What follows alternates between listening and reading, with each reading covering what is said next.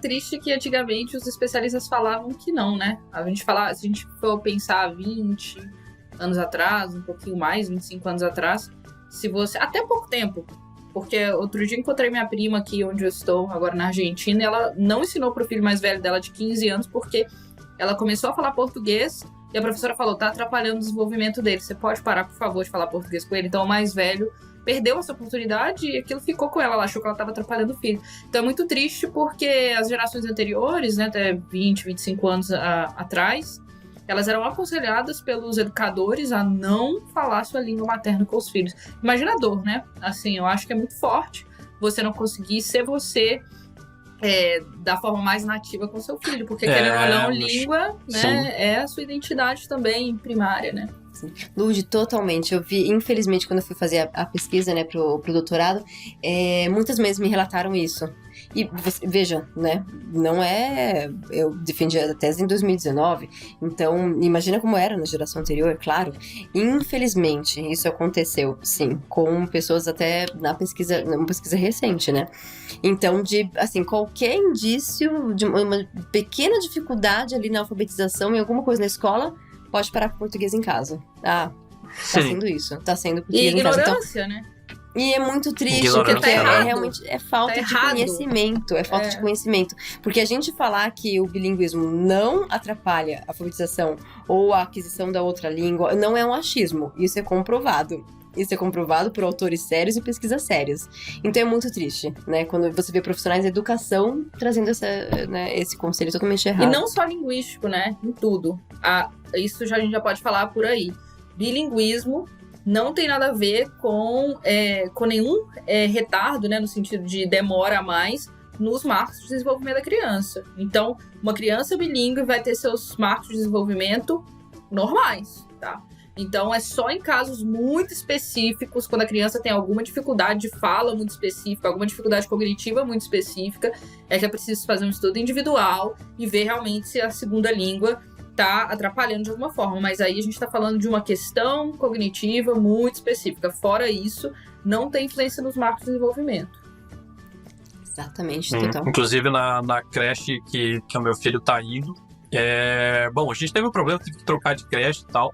E a gente acabou pensando, será que não atrapalhou um pouco, né? Porque a gente nunca falou alemão com ele, a gente só falou português, né?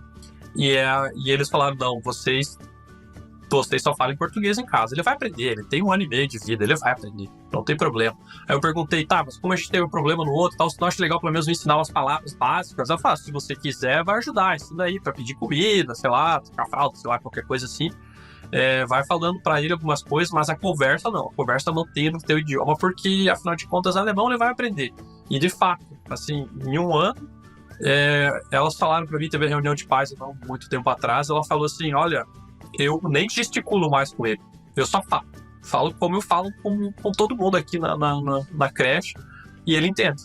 E em casa também entende português. Então, sabe, eu achei legal que eles estavam com essa posição um pouco mais moderna, vamos dizer assim. Ainda bem. E tá funcionando. Não tá funcionando normal. Ainda bem. Fico feliz, Tomás, que essa seja a experiência de vocês, né? Só dizer uma coisa aqui, porque eu falei dos marcos de desenvolvimento, só para esclarecer, a única coisa que pode, de repente, ter a ver com o bilinguismo é um pouquinho mais de demora na hora de começar a falar, pode acontecer. Mas não é nada no sentido de tá com alguma dificuldade cognitiva, nada disso. É porque ele tem mais informação para processar. Mas quando começar a falar, vai falar e vai ser totalmente normal e nas 2 línguas, né? Então, isso é importante. A gente estava, inclusive, falando com eu e a Pri, a gente estava conversando sobre isso antes, né, Pri? E geralmente as crianças que são expostas a mais no idioma demoram um pouquinho mais para começar a falar, né?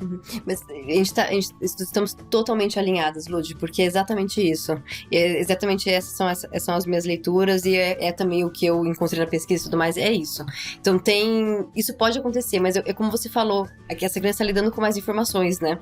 E tem também uma questão matemática, né? Você pensa, uma criança monolíngue, uma criança que tem acesso a uma língua só, é diferente. Então, você pensa, todas as interações sociais que ela tem são naquela língua. Uma criança bilíngue, todas as interações sociais que ela tem são divididas em 2 línguas. Então, assim, é matemático, isso pode sim acontecer, dela, né, de demorar um pouco mais, mas você tem que pensar que ela vai chegar lá da mesma forma, ela vai chegar lá, mesmo que ela demore um pouco mais, ela vai chegar lá, só que ela vai chegar com 2 línguas, né? Com 2, né? Vai chegar com o HD 2 vezes cheio, Então, né? assim, Tipo, vai ter muito mais coisas. Tipo, vai demorar um pouquinho, tá mais pesado pra carregar. Mas quando chega lá, tem mais ferramenta pra mostrar, É isso, né?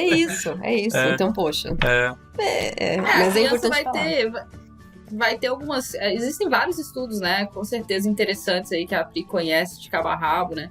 Mas assim, a gente vai ter algumas coisas do tipo, pessoas bilíngues têm mais capacidade de atenção acentuada, uma capacidade mais de atenção acentuada porque elas estão mais acostumadas a bloquear informações que não são importantes em determinados contextos. Então, mesmo alguns estudos, né, como da Bialystok, por exemplo, né, quando a gente coloca 2 crianças, ou um grupo de crianças bilíngue e outro não, para fazer uma tarefa que tem nada a ver com língua, a foco de atenção das crianças bilíngues é maior, por exemplo.